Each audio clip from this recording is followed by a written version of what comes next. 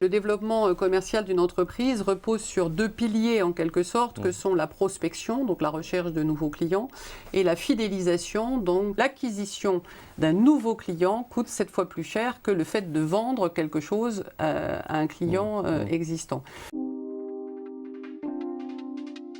Quelles sont toutes les étapes préalables au déclenchement de la vente?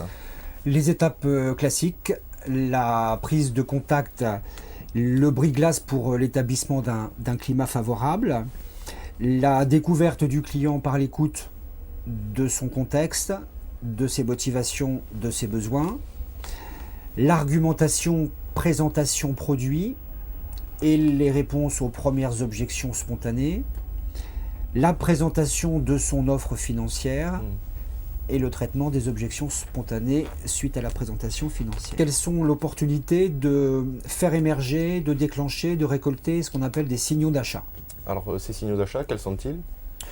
Eh bien, comme le tableau de bord d'une voiture, ce sont des indicateurs, des signes, des indices qui permettent de constater que le client, consciemment ou inconsciemment, est en train de construire un oui possible ou probable. En 20 secondes, votre interlocuteur se fait une idée de vous. Et en fait, on parle des 3 x 20, c'est-à-dire les 20 premiers mots, les 20 premiers gestes et les 20 premiers mouvements, démarches, déplacements que vous allez faire. Le langage non verbal, c'est le langage du corps. C'est notre façon de communiquer pour à peu près 90% de notre communication, par rapport à 10% qui sont cette fois-ci consacrés aux mots, aux phrases, à la syntaxe, à la façon cette fois-ci d'organiser votre discours. Un bon argument répond à plusieurs critères.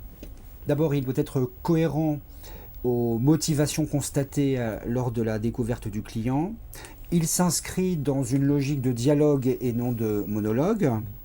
Il doit être formulé dans un vocabulaire adapté au profil de l'interlocuteur, synchronisé à son canal sensoriel, ce qu'on appelle l'auditif, le visuel ou le kinesthésique. Tous les sens. Tous les sens.